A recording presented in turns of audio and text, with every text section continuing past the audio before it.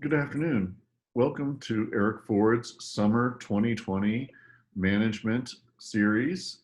This is a supplemental piece to the courses I'm teaching, and we're doing some online and live learning as we go. We've been covering a variety of both social and management topics, and because I'm fairly heavily involved in healthcare, many of these touch on healthcare. The rest of the term, we will have this and then one more lecture, and I highly recommend the next lecture. It is the best lecture I give according to students, and it's sort of my grand thoughts on management, if you will. With that said, today's lecture is also going to be very interesting. I'd like to introduce Kunal Patel. He's a doctoral student in the School of Public Health, and next week, literally a week from today, I believe, he defends his dissertation. And this is, in fact, work from his dissertation, and it deals with some very important topics that are both managerial, social, and otherwise important. In particular, it talks about how public policies impact the way organizations perform. And in this instance, it's how the Centers for Medicare and Medicaid Services are commanding, ordering, regulating hospitals to produce their price sheets. So without any further ado, Kunal, you have the floor. Okay, so welcome everybody. I'm very happy to have all of you virtually in the audience here today.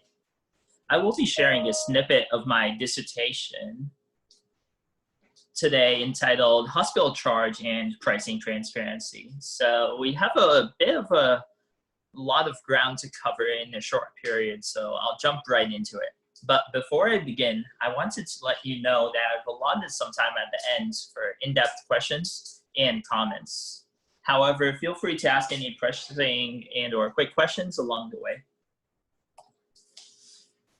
I'll open up my research presentation with a quote from Dr. Reinhardt at Princeton, who states, "Only a handful of Americans truly comprehend the complex payment system for US hospitals, mostly whose job it is to set, negotiate, and study hospital prices. My goal in the next hour or so is to guide you into gaining an understanding of this vast complexity in hospital pricing with a high-level perspective." The remainder of the presentation is divided into two halves. In the former part, we will be covering compliance testing and sentiment analysis. I found out that when presenting solely this study that viewers are always left hanging. They always ask me, well, what do the numbers show? And so I have a quick teaser with the numerical data I've collected where I will present some of the variance analysis and regression and modeling results at the very end.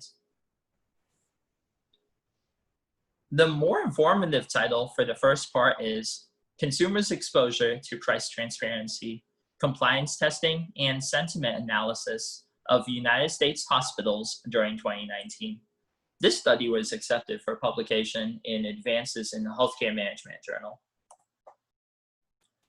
I understand some of you may be experts in transparency, while others of you may be novices. All the experts, please bear with me for the next few slides while I present an in-depth background for the novices in the audience. Transparency is commonly used as a cost control strategy. Gasky did a really great job presenting the theory of consumer market efficiency in 1986. In it, Gasky describes markets can operate more efficiently when price information is available for consumers to decide whether or not to exchange money for a good or service. A current issue in our markets today can be found in the healthcare sector. Historically, consumers do not know about healthcare pricing upfront. Because of this lack of information, they cannot factor in the price of a healthcare service, be that medical or surgical, before they decide where to seek healthcare. And so there have been a number of efforts and trends related to transparency as a cost control strategy. Many United States have already addressed this issue with some form of transparency laws. Currently, examples of states with transparency laws in effect are Florida, California, Maine, and so forth. Recently, or shall I say over a decade ago, we all know how slow the government moves. The federal government amended the 1944 Public Health Service Act in 2010 within the Patient Protection and Affordable Care Act, colloquially known as the ACA. In particular, Section 2718, Part E, is entitled Bringing Down the Cost of Healthcare Coverage. Its aim is quite obvious, which is to bend the healthcare cost curve. And to do this, the section basically states hospitals have to publish their prices publicly.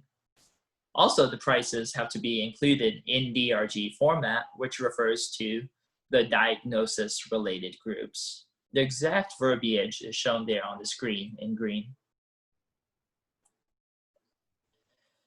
Next, it was the CMS's job to develop guidelines on how hospitals should publish their prices publicly.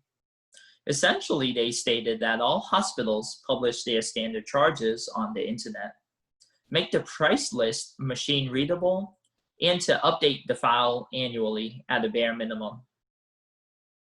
It took nearly a decade for this transparency rule to go into effect on January 1st, 2019, from when it was officially passed in 2010, and fortunately just in time for my dissertation. The irony here is my dissertation is made entirely possible with a single sentence in the Federal Register out of the 10,000 pages or so that cover the Affordable Care Act in its entirety.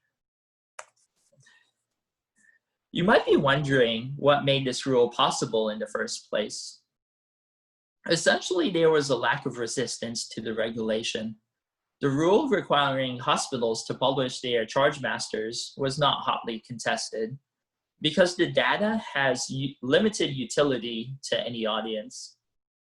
Dollar amounts listed on charge masters bear little or no relationship to the underlying costs that hospitals incur or the actual reimbursements they receive from their largest customers, the insurance companies. Moreover, charge master prices vary widely across hospitals and are more than 3 times what hospitals are paid for treating a patient on average. Obviously, the brevity of the CMS guidelines from the past few slides caused a lot of problems. The CMS has addressed this flaw with an upcoming regulation, and I wanted to take a moment to cover it as well, so that you have an understanding of what direction the proverbial ship is sailing in. CMS passed an upcoming regulation that requires hospitals to publicly disclose their negotiated prices. That would be the insurance prices for 300 shoppable services. A shoppable service is defined by the CMS as a service that can be scheduled by a healthcare consumer in advance. Out of the 300, the CMS mandated 70 services that hospitals would have to publish and allowed for the hospitals to pick and choose the remaining 230 service prices that they would publish. Different types of transparency information have varying levels of value to the average consumer. In this case, the current charge transparency information that is posted is less valuable than the forthcoming information that requires negotiated prices to be posted publicly.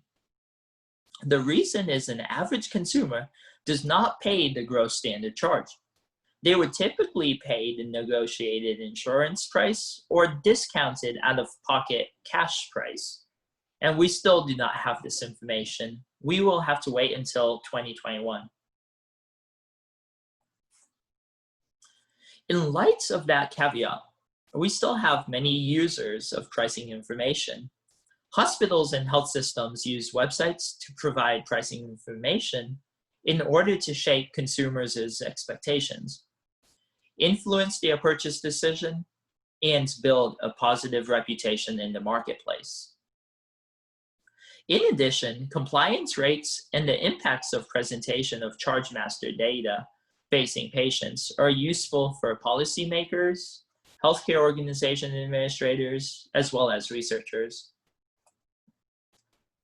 The overall intention of the series of regulations is that increasing transparency will decrease the consumer's burden because they will be able to shop around looking for the lowest prices. There are some broader ramifications that might be on your mind regarding the recent transparency policy efforts. We won't be covering these issues further, but I wanted to list them here so that they are on your minds for the rest of the presentation. First, the federal policy intervention is in response to what is clearly price discrimination. Hospitals are accepting different payments from different payers for the exact same service.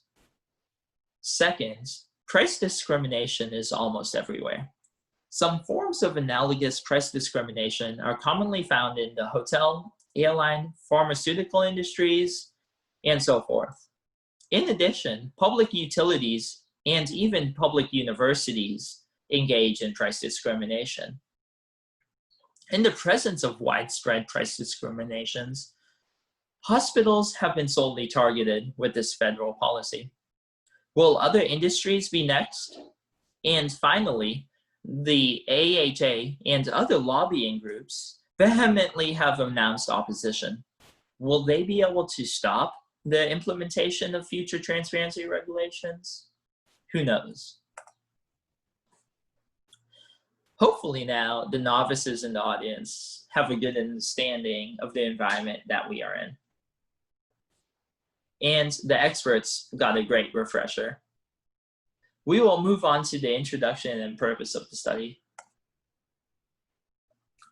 The research question is, how have hospitals complied with the federal law since it went into effect on January 1st, 2019? The purpose was to cover two different objectives. One, to measure charge transparency compliance and accessibility of hospitals. And two, to understand what sentiment or tone hospitals are using when communicating charges to the public. In terms of the methodological approach, hospital websites were assessed to test compliance and accessibility. Next, a sentiment analysis was conducted to determine if the hospital has differences in positive or negative sentiments or tone that consumer patients would face while visiting the pricing information when compared to information on the homepage. A stratified sample of hospitals were assessed based on 4 strata of patient recommendation measures broken down into quartiles from worst recommendation score to the best recommendation score using HCAHPS dataset. This was done because previous research has shown hospital website quality is strongly correlated with HCAHPS hospital recommendation scores. And we wanted to ensure that we cover the wide range of hospital websites, from those with very bad quality to very good quality. Hospital bed size and region were controlled for.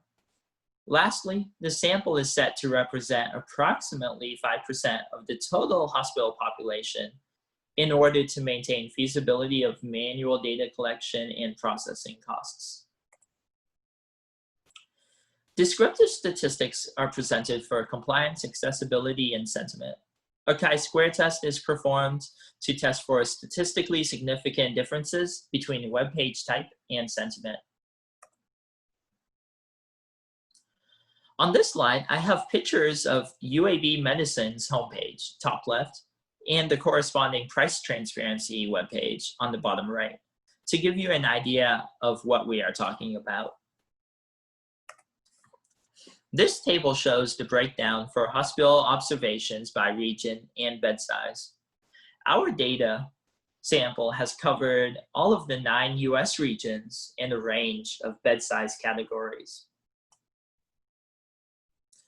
Moving on to something a little more interesting, this table shows compliance in the top portion of the table and accessibility in the bottom portion of the table.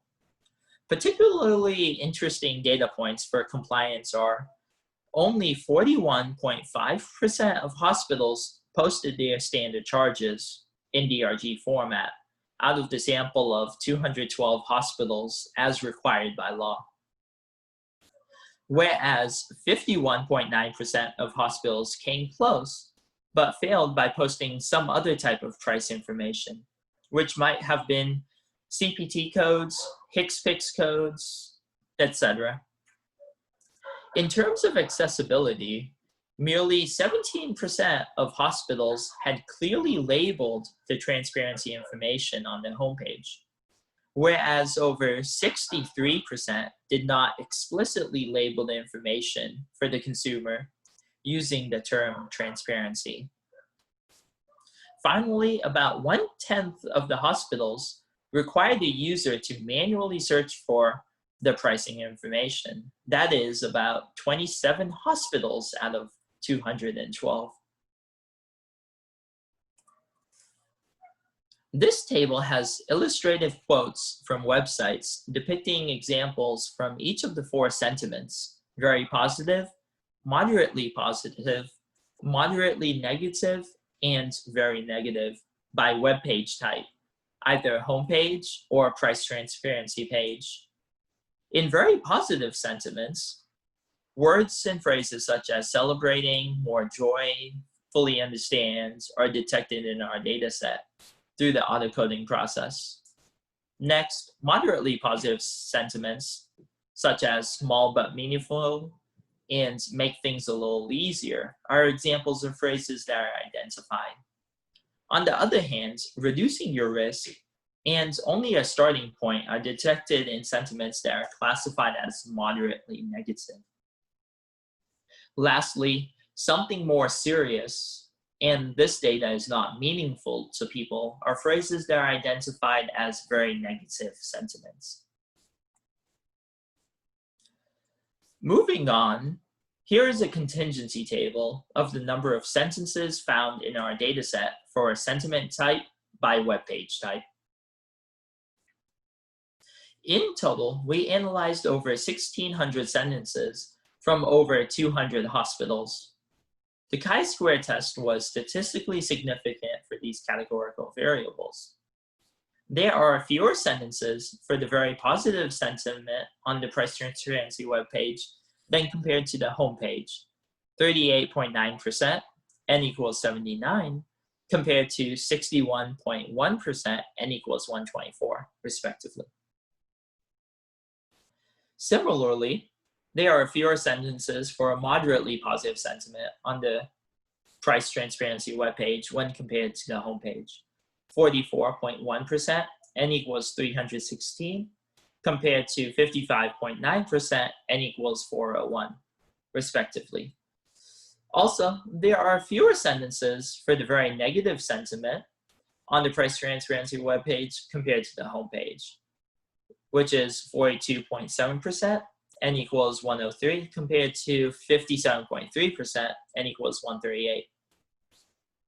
On the other hand, there are more moderately negative sentences on the price transparency webpage than compared to the homepage, 60.8%, n equals 307, compared to 39.2%, n equals 198. Essentially, there are fewer positive sentences on the price transparency pages when compared to the home pages.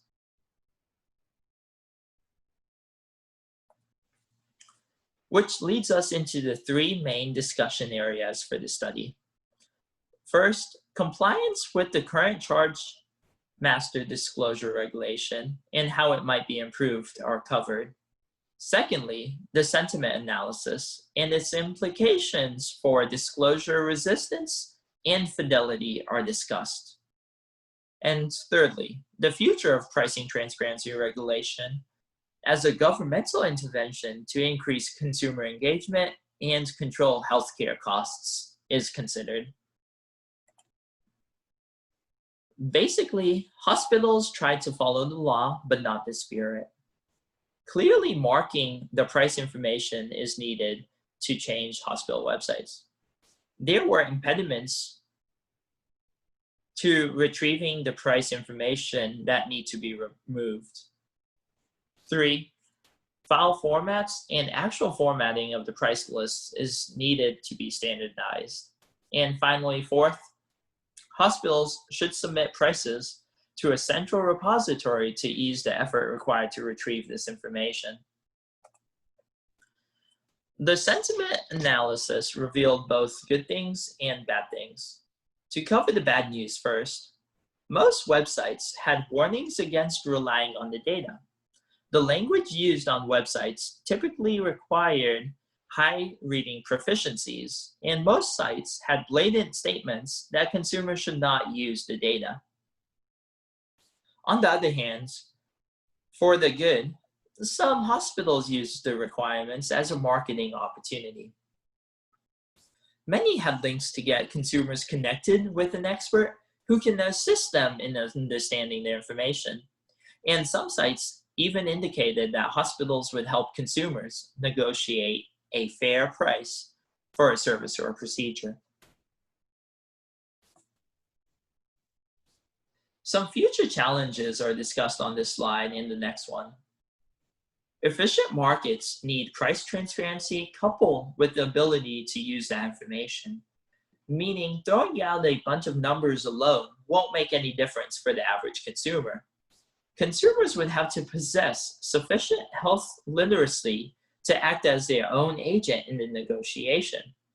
Often lacking the skill set, insurance companies and government programs, such as Medicare, Medicaid, and so forth, typically act as the agent for the consumer. They've set up elaborate arrangements to manage payments. Undoing those payment networks have unintended consequences. Prices can go up if hospitals demand higher reimbursements, which translates to a short-term rise in prices.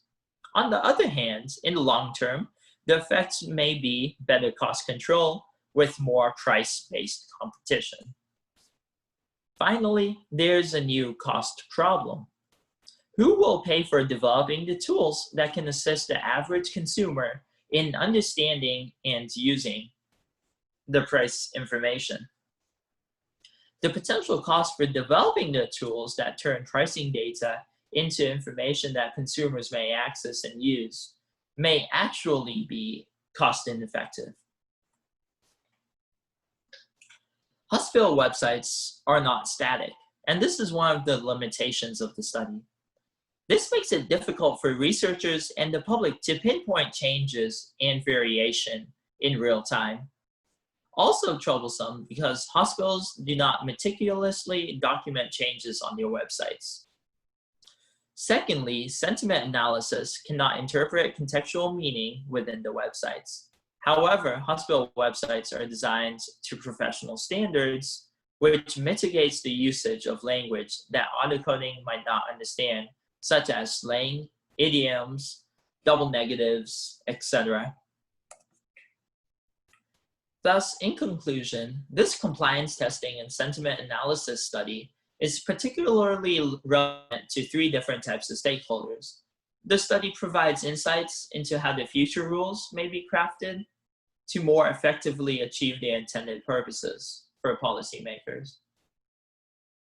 For healthcare leaders, they may use the findings to either help or hinder future pricing transparency policies and website developments. And lastly, for researchers, the results suggest challenges that will need to be overcome for aggregating and comparing health service prices.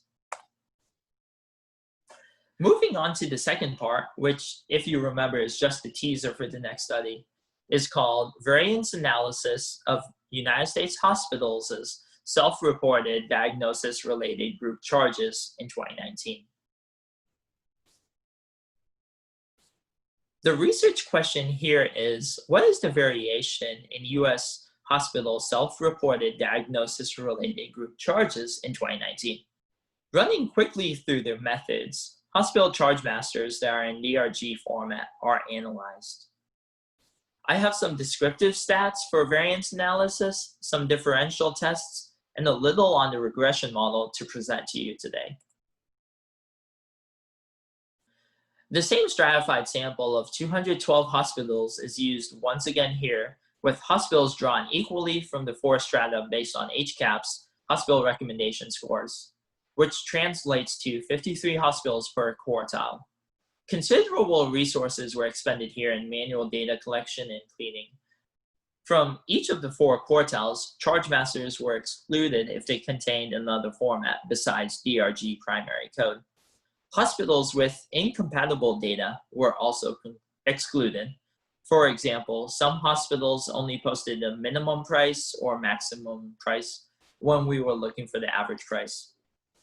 In sum, the data set assessed was of 29,167 observations of standard charges grouped by 81 different hospitals. 5,670 observations of standard charges came from the lowest quartile, 8,672 came from the second quartile, 9,807 came from the third quartile, and 5,018 observations of standard charges in DRG format stemmed from the highest quartile. The CMS specifically defined 5 services using DRG primary codes to be shoppable in the forthcoming regulation. This table shows the charges for those 5 services.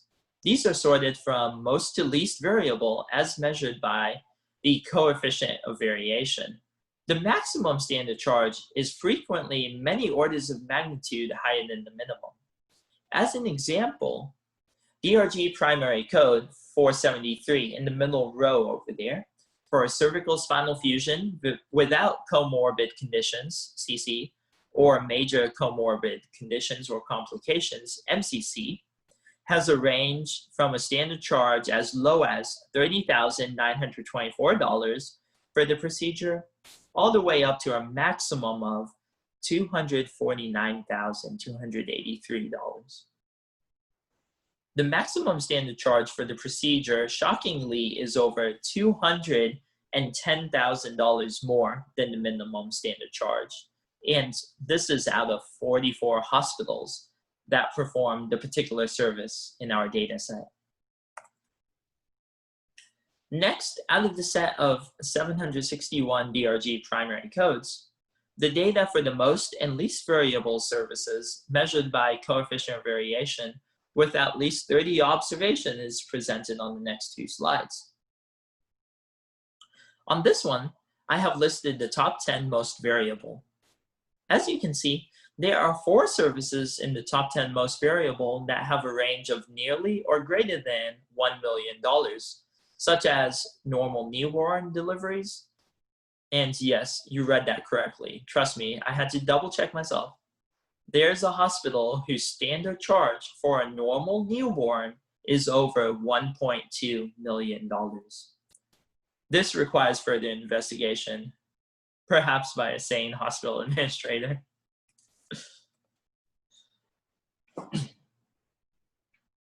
Anyways, this slide shows the counterpart data for the top 10 least variable services. In stark contrast, only 2 services in the top 10 least variable list have a range of greater than $500,000. Additionally, 4 services in the top 10 least variable DRG primary codes, the range is less than $100,000.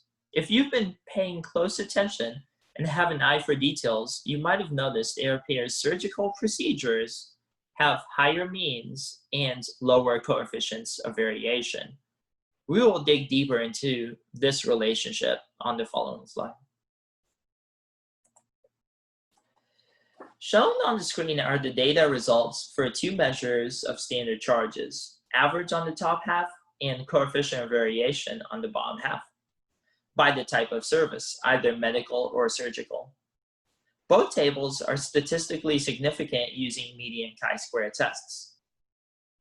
81.5%, n equals 309, of DRG average standard charges greater than the median are surgical services, as opposed to only 18.5%, N equals 70 for medical services. However, in contrast to average standard charges, 54.1%, N equals 205, coefficients of variation were above the median for medical services as opposed to 45.9%, N equals 174 for surgical services. To summarize, when compared to medical services, surgical services generally tended to have higher average standard charges and lower variability, measured using the coefficient of variation. In the study, natural log transform standard charges are regressed across 14 predictors. They are shown on the screen in green. Hospital ownership, hospital rating, mortality, safety, readmission, effectiveness of care, patient experience, competition, efficient use of medical imaging, patient recommendation, region, bed size, US, state, and DRG primary code. I won't go into the betas and standard errors for all of the individual variables, but the model is able to explain 81.54% of the variation in standard charges. You'll have to stay tuned for the publication if you would like to discuss it. Please reach out to me after the presentation. So that's all that I have today. Thank you all so much for listening. I'm open to questions and comments.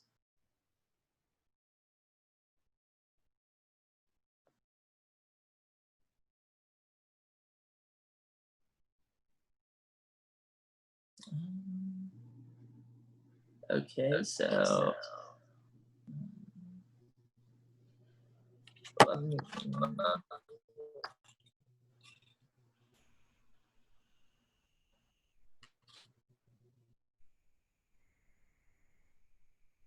just check the comments here real quick. Hi, so this is Marley Kelly. Can you hear me? Yeah, I can hear you. I'm getting a little bit of an echo, Okay. but it might just be me. Okay.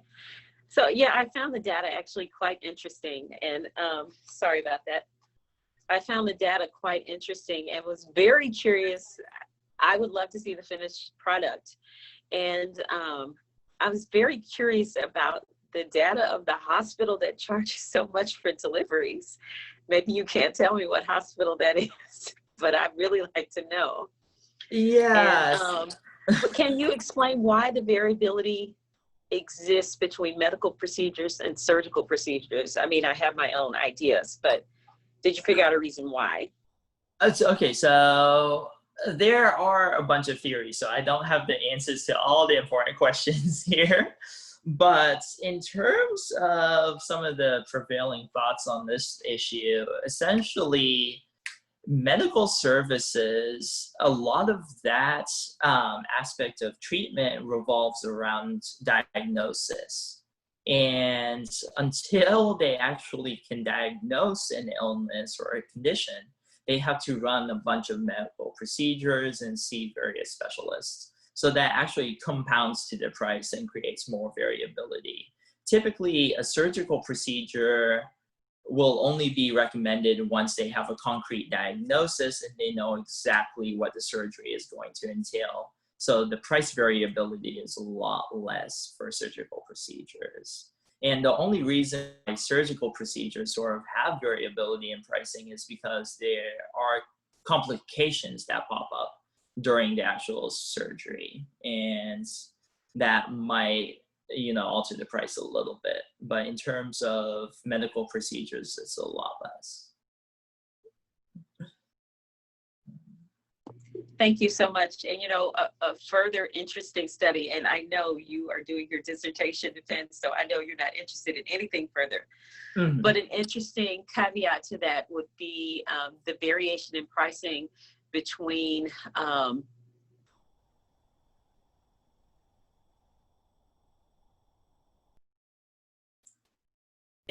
with the mail system system, and I have an example in my field, especially if a woman receives a biopsy, let's say a biopsy of the uterus, the charge is so much less than if there's a male who gets a biopsy of the penis, for example. So it would be interesting to see if there is variation between the way men code and the way women code, and even among procedures. But thank you so much. This is fascinating. Thank you. I missed the first part of that question or that follow-up response, but I caught the tail ends, and absolutely there are lots of gender differences in the entire healthcare industry, from how it is delivered also to how it is received by patients. And we will look into that. It's on my agenda for the next 30 years. Awesome. Thank you. Thank you. Yeah, and I'm not sure it's just differences in how they code. It may be differences in how they practice. Right. So, you know, the norm is to do the minimum, but I'm not sure that always happens. Mm-hmm.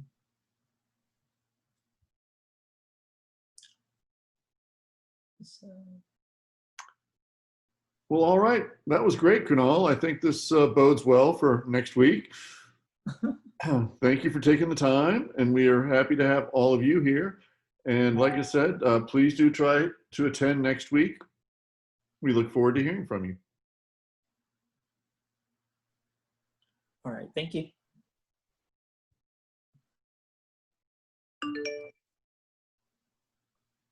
Can you, there is one quick question. Can you talk about assignment 3? So that question is the personal board of directors. Give Right. me just a second. Was that Marla who asked that question? No, this is Dorothy asking it this time. So Okay. you really only need one classmate, and yes, they can serve as the secretary and do all of that. Is that the question? Yeah, I can clarify, because I think we put together a group of 4, but then we're told that's too many people, but then someone else in the group heard they needed more people. So I think there was some confusion on how many classmates were too many classmates, and whether or not we needed to seek external people and things like that. So just trying to figure out. Yeah, all internal would be too many. You want some people that are going to be durable. My hope is that you're taking this away for the rest of your life to some extent. So people that you know beyond school and that have perspectives beyond what's happening here now. In other words, people from your life that you want to keep in. So my board of directors has some personal friends. I mean, I've got a guy on there that I've known since elementary school. He happens to be a executive vice president at Alphabet, so he's done pretty well. He's good to have on your board. I have people that I went to college with who've known me through my learning experiences there, and people that I've worked with, as well as some sort of familial and friend types. So requisite variety matters. So do try to broaden your board a little bit.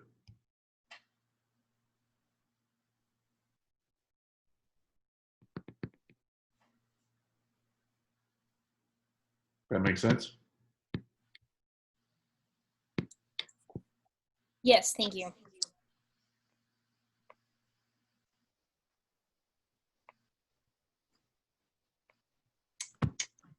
All right. Well, I think we'll end it there. Thank you very much. You all have a great night.